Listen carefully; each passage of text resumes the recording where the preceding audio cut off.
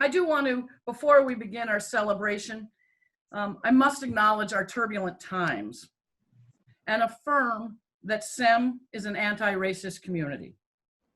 The times necessitate that we listen to one another, educate ourselves, and take action. The action at SEM will be to better educate all in our community to ensure that every member is a valued member of this community and the community beyond 205 Bidwell. This morning, I get to welcome you through Zoom. This is what has been the norm at SEM for the last 3 months.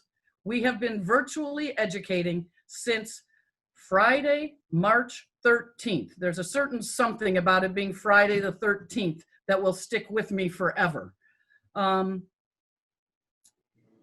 We rose to the challenge presented by COVID successfully because of our history of focusing on students and continuing to provide exceptional education that each of you remembers.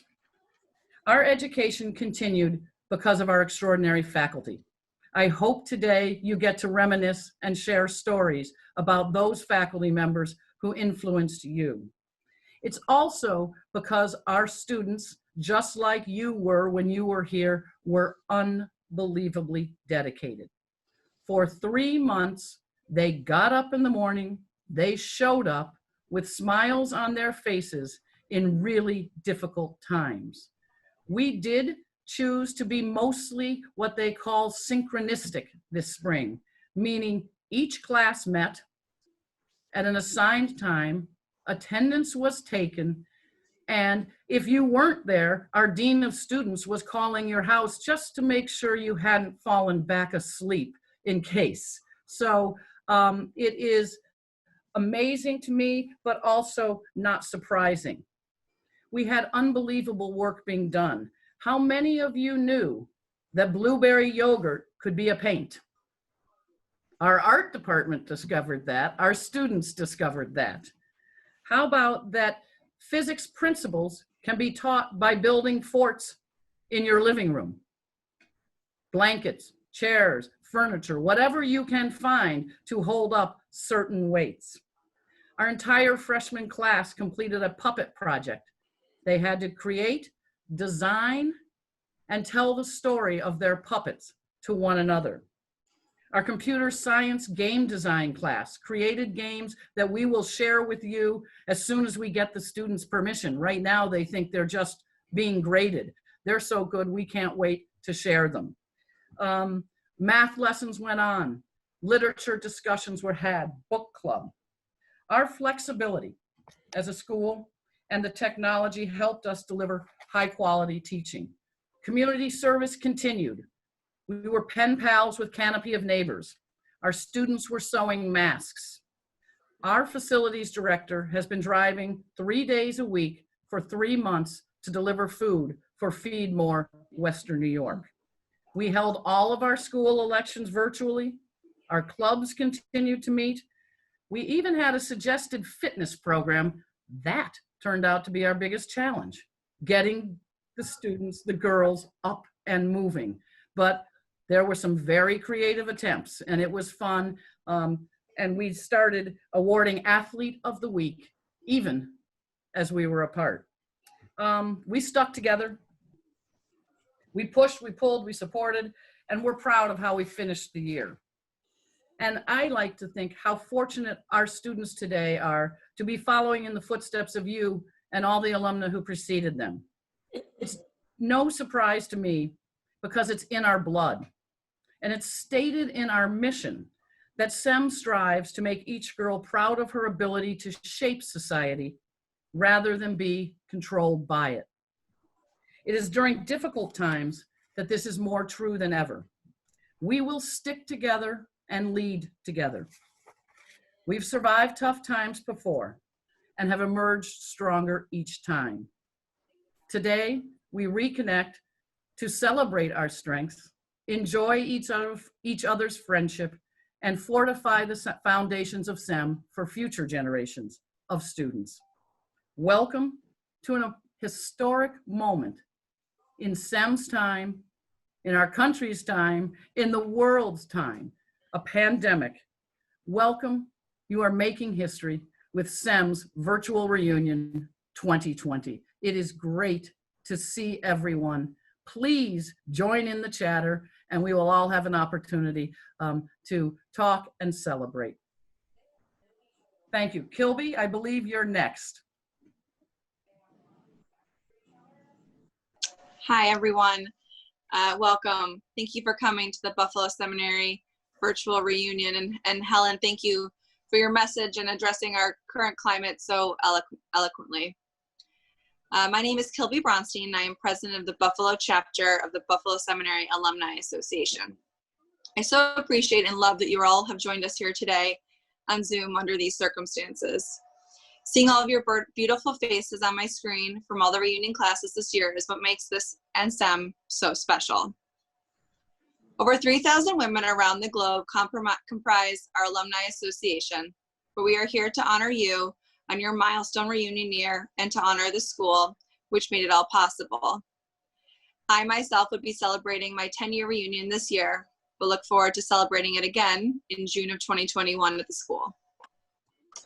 At this point in my talk, I usually give a round of applause for the milestone reunion years, but this year it's very special for everyone who has joined us here this morning, and I believe we all should be celebrated for supporting SEM and in turn, the support that they have given all of us.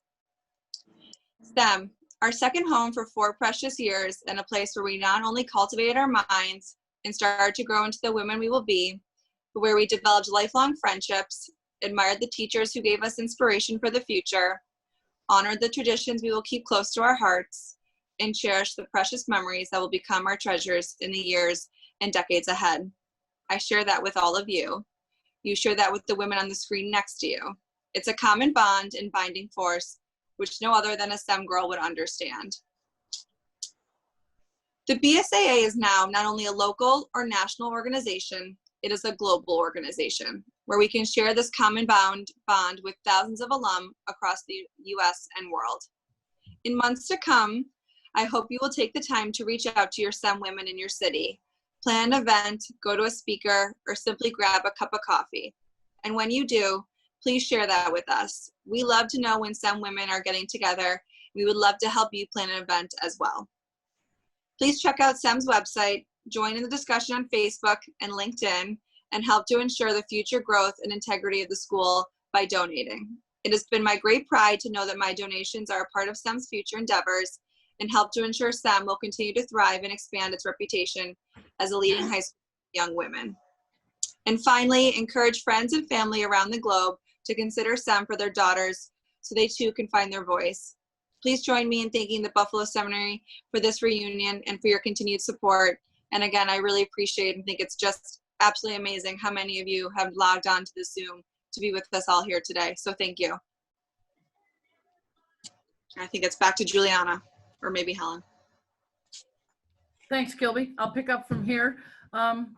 It is my pleasure to introduce Ancy Silverman Baird, the class of 1955. Ancy taught at SEM for 40 years, is a former editor of Audit Magazine and Earth's Daughter. She has taught for Just Buffalo in their writer's education program and was one of the original members of the Albright Knox Collaborative entitled A Picture's Worth 1,000 Words. For all of these wonderful professional and volunteer accomplishments, it is amazing to me that there are 4 generations of Ancy's family who have graduated from Buffalo Seminary. If it's not an example of our traditions and our families, I don't know what it is. Beginning with Claire Moore, who graduated in 1900, Ancy's sister, Claire DeMorney Silverman, Ancy herself, Cynthia Baird, who I think I spotted amongst the crowd, Bridget Baird, who's also here celebrating a reunion, and her granddaughter, Abigail Stark, the class of 2008. It is a wonderful tribute to SEM. It's my honor to introduce Ancy as she shares some of her work with each of you on this reunion day. Welcome, Ancy. Ancy, You are on as soon as you unmute. Oh, we're good. Thank you. I'm really happy to be part of this reunion. It's my implausible 65th reunion, and I'm very happy to be joining you all here. I'm going to read about 22 minutes worth of my poems. This first poem has been read at several weddings, including 2 of my children's. It's an old poem. It's about 25 years old, and it's called "Today I Would Like to Tell You." Today, I would like to tell you the world is beautiful, even if it isn't. I would like to say there will be days when cracked glass discarded in the gutter shines a starred radiance when you bend down to place it in the trash. I would like you to believe the oceans are kind, keeping each island afloat in all weather. You will be to each other a kind of island, separate and entire. Together you will gather tide-tossed shards in your hands. Surely they will not pierce your flesh. Surely they will, from time to time, glitter, oh, bright fish, in the ocean of your desire, elusive and beautiful. The next poem I'm going to read is recent, as in March, and it refers somewhat to the pandemic and the turbulence we're all living in now. It's called "Take It All In." Pacing the Orientals while snow foams, battering these rattling window frames of your historic semi-dump you're stuck in now and can't get out because winds blow 75 mph, plus your steering mechanism is shot again, really shot this time. Hard to believe it's true. Time to trade in old blue, though it's older than casseroles, older than frozen peas, stuck in that dumb freezer back where you left. So you're starting to take it all in. Pace and scatter, shudder as thunder scoffs at daylight, grabbing December by the nape, while calendars spell out April, and your own dried thighs pace these diminished spaces, watching trees dip and grope, hypnotic enough to fill in for blossoms like drooping tulips tripping you up in recollection. This idiocy, no sort of spring at all. This is a poem from my past, retrospective. It's called "What I Remember from Divorce Court." I'm pretty sure they all stood up when the judge entered. That might not be accurate. I was pretty sure to have been in some kind of a daze.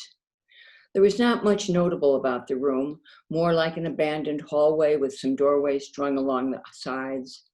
But I could be wrong. It could have been solid oak with polished brass trim and blue velvet wall hangings. I've recently discovered nothing is impossible. I kept my eyes on the corner of the ceiling so as not to cry. My lawyer was elderly and kind. The other lawyer was handsomer, but he looked like a dapper idiot. His hair was damp, as though he'd just come off the squash court, perhaps with the absent partner. Maybe I just made that up. The dapper man left the room while the judge asked why it was I wanted a divorce.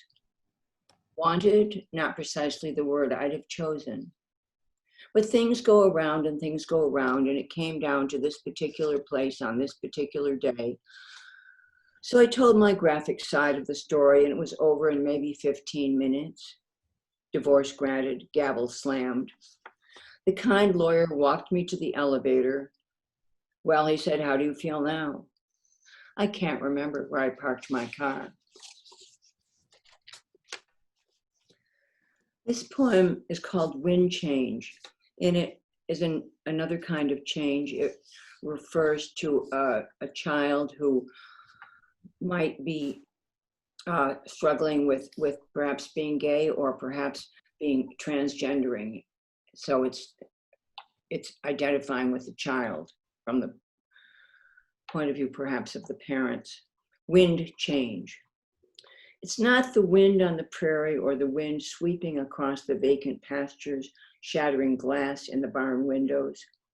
It's the tender voice of one small person singing a plaint, replaying his discordant days, this separateness, his need to be alone and known, naming himself anew, recognized as someone brave, scared, and real.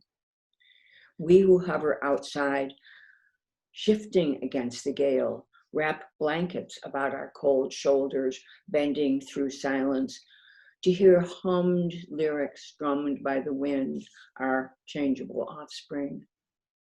For are they not commingled, the boy and the wind and the boy? One storm, rife with lament and praise.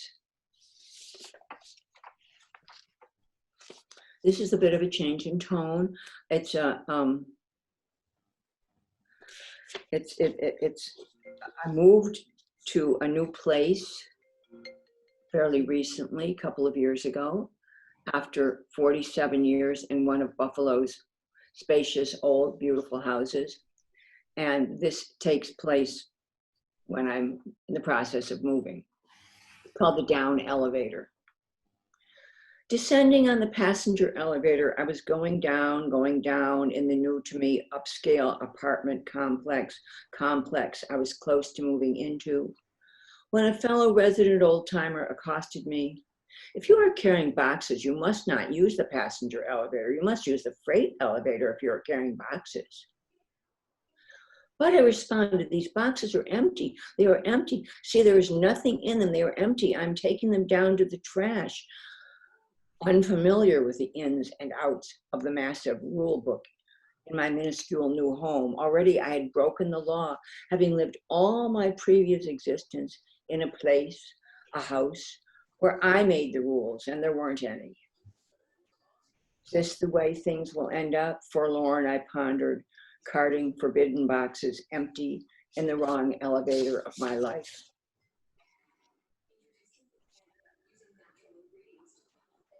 This is a love poem about someone I loved a long time ago, but it could be anybody's love poem. It's called Irish Air. I heard a man with a lute. You were the song. I climbed a boggy path up mossy trails to an ancient ruined abbey. I ate tender smoked salmon on dark bread with butter. I perched on a leather bar stool in a dark bar one long afternoon, cheering on a hurling match while sipping dark beer. I went alone into an old stone church up the side aisle to light a candle for the living and the dead. You were the flame. The lecturer spoke about nostos, nostalgia, longing for home. Odysseus, always the wanderer, always approaching, nearing the house, speaking your name. You were the journey. And this is a comic love poem. The speaker is comparing the man she loves but does not have to a car called Secondhand. I want you like a stolen vehicle, shattered headlight, treads intact, bucket seats of leather splendor. Weren't you once a Cadillac? Man comes by with stolen vehicle, rings my bell. It's strictly cash. You ride slick, your shock's absorbent, fender bender, not a crash. I'll change your plates, your registration, keep you in the shed out back, polish up your chrome hood ornament. Babe, you're still a Cadillac. And this one is called Woman as Garage. It is an extended metaphor, as you'll hear. There's no punctuation. It's about, sort of refers to the position of women in the world, but not in a dogmatic way. It's called Woman as Garage. Outback outbuilding, outlaw leaning outlandishly, cluttered lean-to, unattached storage space, broken boats, lost oarlocks, hulls in rubble, mattress stacked, cracked glass, lanterns, ancient albums, tattered, flattened tires, tired rims bent inward, abandoned baby buggies settled in on breezeways. You could rest up here. You could set yourself down, prop up your feet. You could hang out here, calm down here, dump trash in baskets. Shoot for baskets, shoot the breeze, blast rats or music, mad like a banshee. She won't mind. She's open-minded. Woman as garage.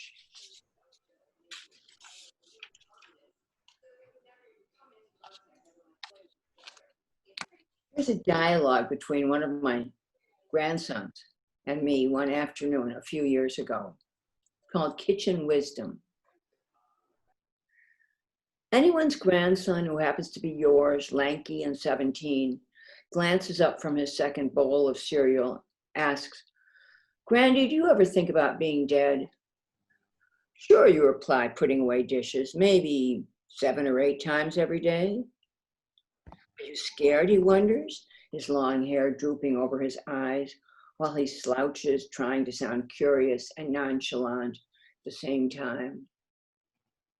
Scared? No, not scared exactly. It's hard to be scared about dead.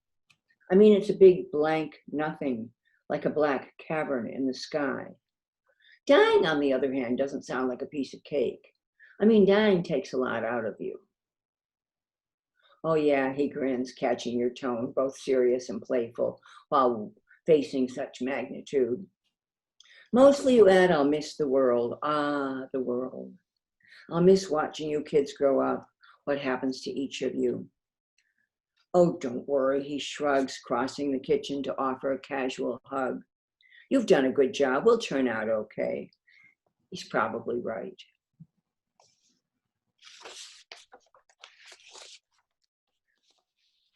This is a poem called Hot Chocolate. It's about coming home from school with my sister. My sister Claire Silverman was class of 53 at seminary. And I was class of 55, as you know. And this happened during our school days. It's called Hot Chocolate. My big sister Claire and I were ambling home from another interminable day at high school when, without warning, it began pouring rain like the proverbial bats and hogs. A block and a half still to go, we were soaked to the skin, or skin to the soak. When we turned in at our rinky-dink flat, which my mother rented after the divorce, we looked bedraggled, so hot chocolate seemed just the thing. Since our kitchen measured 3 feet by 2 feet on a good day, we carried our steaming cups of cocoa up a step and down another step to the living dining room to warm us up. Claire had the crackpot idea that if she balanced her hot cup on her soaked head, it might begin to dry out her hair. Instead, she somehow lost hold of the handle, and hot cocoa streamed down her glossy brown hair all over her stunned face. I laughed so hard I wet my pants. Even Claire had to chuckle a bit in distress. That's one of the few good memories I have of my sister. She was 16 and I was 14 when this fiasco occurred. I wish I could remember other times in our squalid life when my sister made me laugh. This is a poem about my grandmother, Clara Moore Gimarini, who graduated from the Buffalo Seminary, as Helen Marlette said, in 1900. Well, when she became very old and had dementia, she came back to Buffalo, returned to be in a nursing home, and I visited her there every day. And one day she was confused and I wasn't sure she knew who I was, and I asked her, "What is my name?" And this, what she said, is the answer to my question. It's called Besieged by Angels. I am besieged by angels.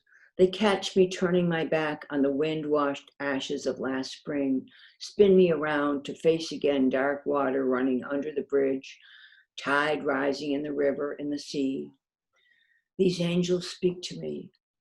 They cluster in wheelchairs around sliding doors. Afghans patched in aqua, pink, and orange cover their laps.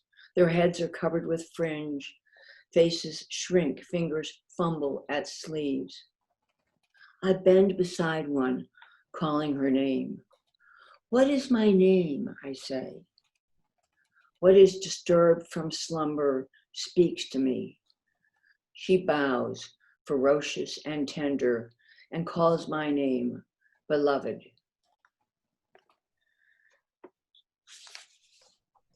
which she did. I have 2 more poems. This one is brand new, as in when I say brand new, this week. Sometimes when I say brand new, I mean this year or even last year, but this one is brand new this week.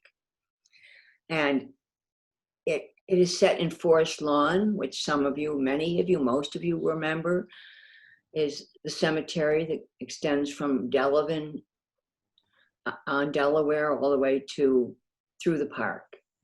And I walk there often with a friend of mine, and that particular day, this was my friend Karen Kittinger Rumsey, class of 62, and she and I were walking. And the poem is called The Spirit Deer. What is this stunned glimpse of radiance? A white deer, a deer pale as summer clouds, a plain white deer stands there alert among the gravestones in the local cemetery where we 2 wandered one June afternoon. We'd heard that among the cluster of deer within this vast acreage, there existed one unlike any other. But it couldn't be true, we thought, and ignored the rumor. What can truth offer you besides the thing itself? Stately, elegant, ears alert, whisking tail. She turned her head to stare at us, staring back at her. We 3 immobilized, calmed. White deer of Forest Lawn, she wanders among stone obelisks and plinths, oblongs and squares of marble marking departures centuries ago. Here is her territory, home. A man named Joey, as he told us later, called to her, and without hesitation, she moved to him and bowed her head in greeting. They knew one another clearly, loved one another clearly. He stroked her neck and head while she licked his hand and up his brawny arm, nuzzling his neck, a stunning welcome they were used to. Joey with the crippled legs comes daily, he revealed to us, to seek his life's companion. He said, I think she likes me because she knows I'm handicapped. He added, I like her much better than I do any humans. How old is she, we asked. 3, he told us. I saw her at her birth. Could this be real? But everything that afternoon was lost in a haze of seeming fantasy, so we 2 could believe anything, and we should.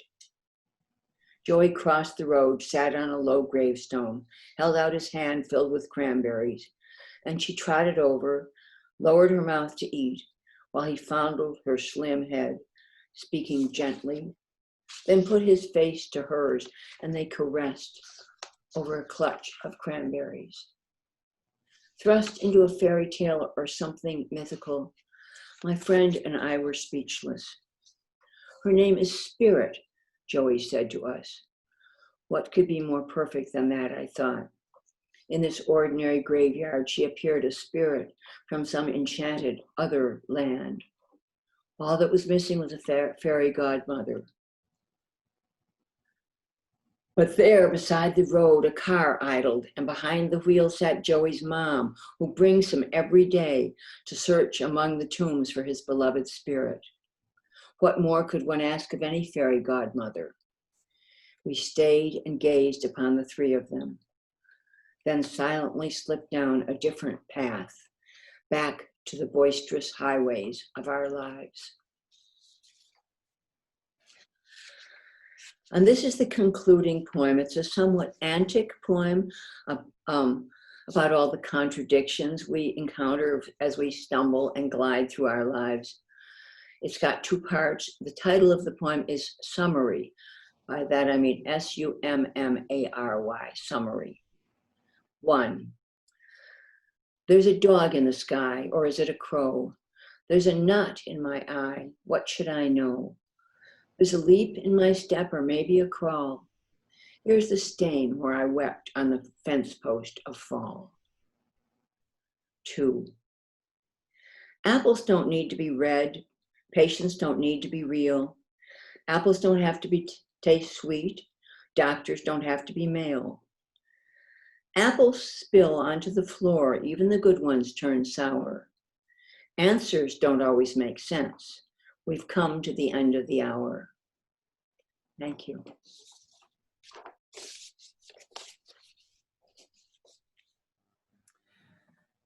Nancy, I barely, yes, a round of applause while I try to come up with words. It's hard to follow that. Nancy is wonderful. I have always appreciated your wisdom, your compassion, care, empathy. You have helped me in my time at SEM enormously. And every time I hear you speak, I learn a little more and feel a little differently. So thank you very much. It's now time for me. I get the privilege of awarding some reunion year awards. This year we are making 2 service awards to members of the graduating class, to different graduating classes. The first you've already heard from today, Kilby Bronstein, class of 2010. Kilby and I, we've had a history together. It is not only our time when I was teaching at SEM and you were a student, it goes back even a little further. So it is an unbelievable honor for me to award you a service award from SEM for all you've done. Kilby has served as president of the BSAA. She is also part of our national association as one of the tri-chairs, and her term ended 2.5 years ago, I believe it was. That's a little, how did we get her to stay on for 2.5 extra years? And we did because she was so committed to taking SEM's alumna organization from a simply Buffalo organization to move it to a global organization where we are today. So Kilby, thank you. Come back on, say thank you again so we'll get to see you loudly and clearly, but congratulations. Thank you so very much, and I appreciate all the amazing things you just said, and I've loved our history together, and like you said, it's been a long history at that, starting I think probably all the way back to Elmwood Franklin, honestly. So it's been really great working with you these last couple of years, and I will always keep SEM close and always be a part of SEM in any way that I can. So thank you very much, and I really appreciate this. You are welcome, and don't worry, we will keep you close as well. We won't let you get away too far. The second service award goes to Joanne Glausner Merrimore, class of 2000. Joanne is a current trustee of Buffalo Seminary. I believe she and I got off our Zoom meeting last night at about 7:45. That will tell you the dedication that our board has been putting in, but more particularly what Joe has put in.